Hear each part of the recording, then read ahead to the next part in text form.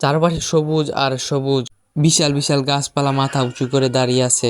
এই গাছগুলোই জানে এই গ্রামের মানুষ কিভাবে বেঁচে থাকে। তারাই জানে নদীর বুকে কিভাবে কষ্ট করে জীবন কাটায়। আজকে আমি সেই মানুষগুলোর গল্প বলতে যাচ্ছি, যা প্রকৃতি কেবল কোথাও প্রতিদিন নতুন একটা সংগ্রামের মুখোমুখি। আজকে চলুন প্রকৃতির কোলে হারিয়ে যাই কিছু মুহূর্তের জন্য।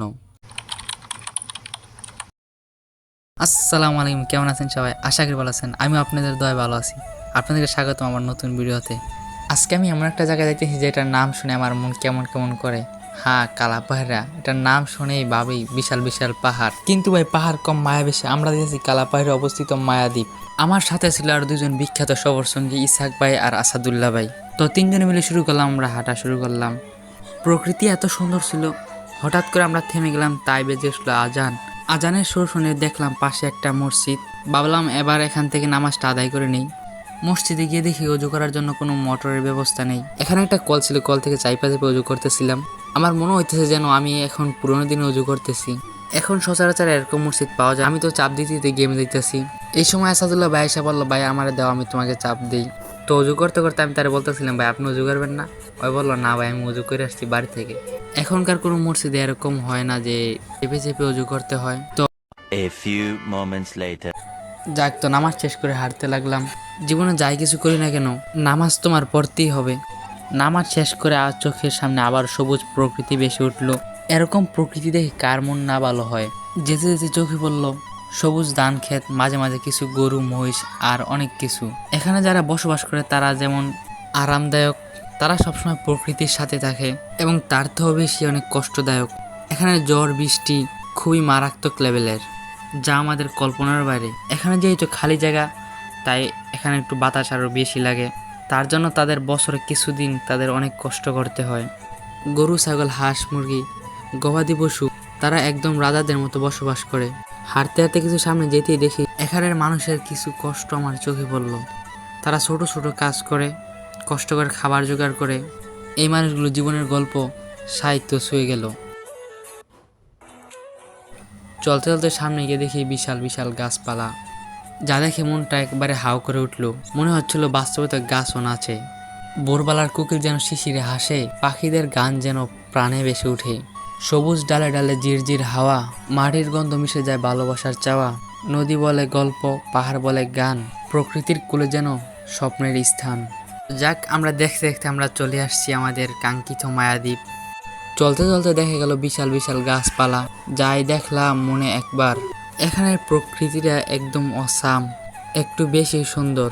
এখানে আইসা দেখি আরো অনেক কিছু লোক, তারা তাদের ট্রলার নিয়ে আসছে ট্যুর দেওয়ার জন্য।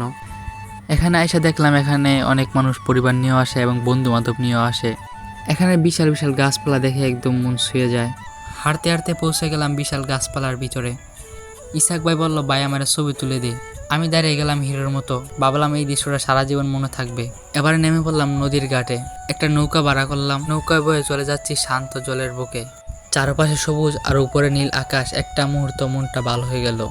এমন একটা জায়গায় যেখানে আমার ছোটবেলার হাসি কাহিনী লুকিয়ে আছে। আমি যখন মাদ্রাসায় পড়ালেখা করি ওই সময় আমাদের একটা হুজুর জিজ্ঞাসা করলো যে তোদের বাড়িতে কালা পাহাড়িয়া, তো তোকে দেখি কোনো পাহাড় আছে?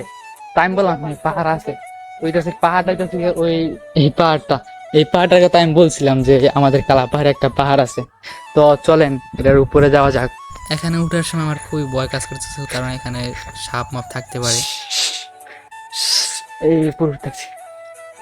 আমি এখন আছি এখানে সবচেয়ে উঁচু জায়গা। আমি এখন আছি এখানে সবচেয়ে উঁচু জায়গায়। এখান থেকে উঁচু আছে আমাদের ওই টাওয়ারটা। এখানে আঘাত উঠতে পারলে আমার তার বেশি ভালো লাগতো। পাহাড় মানে বিশাল কিছু নয়, একটা টিলা, কিন্তু উপরেটা মনে হইতাছে আমি রাজা। চারিদিকে দেখলাম হালকা বাতাস, আহ কি শান্ত। এরপর চলে গেলাম পুরনো ইট খোলা। আগে এখানে ইট বানাতো, এখন ইট বানায় না, এখন কেবল আর নীরবতা আর স্মৃতি। তো আমরা এখন এখানের উপর উঠতেছি। এখানের জায়গাটা খুবই সুন্দর।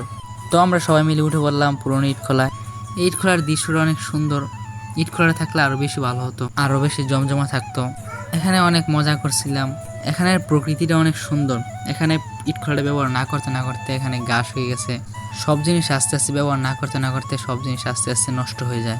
তার মতো ইট খোলাটাও এরকমই হয়ে গেল। আমি ফাল ফরে চলে গেছি ইসাক ভাই এবং আসাদুল্লাহ ভাইয়ের সাথে দেখা করার জন্য। আমি ইসাক ভাই এবং আসাদুল্লাহ ভাই থেকে একটু দূরে চলে গেছি পুরনো ইটখোলা একদম ভালোভাবে দেখার জন্য। তো ইসাক ভাই আর আসাদুল্লাহ ভাই ওই যে এখানে বসে আছে। ইসাক ভাই আর আসাদুল্লাহ ভাই নিরিবিলি গল্প করতেছে। তো ইসাক ভাই তখন আমাকে পাত্তাই দিতেছিল না।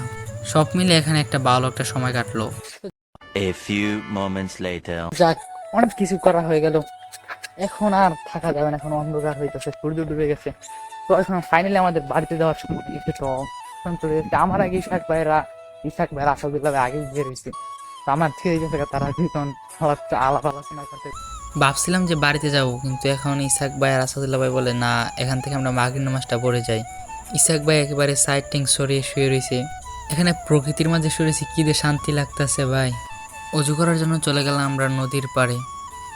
তো নদীর পাড়ে গিয়ে অজু করলাম, হাত মুখ ভালোভাবে ধোয়া হয়ে গেল এবং অজুও হয়ে গেল। নামাজ শেষ করে রওনা দিয়ে দিলাম বাড়ির দিকে। তখন আকাশে অন্ধকার নেমে আসলো। সব জায়গায় পাহাড় লাগে না, কিছু জায়গার নামটাই মায়া। আর প্রকৃতি এত শান্তি যা টাকা দিয়ে কিনা যায় না। তাই মাঝে মাঝে শহরের কোলাহল ছেড়ে মনে প্রাণে প্রকৃতি ডাকো। ধন্যবাদ পুরোপুরি ভিডিওটা দেখার জন্য। তো পরবর্তী আবার নতুন ভিডিও দেখার জন্য পেজটা ফলো করে রাখুন এবং ইউটিউব থেকে দেখে থাকলে চ্যানেলটি সাবস্ক্রাইব করে রাখুন। দেখা হবে নতুন ভিডিওতে।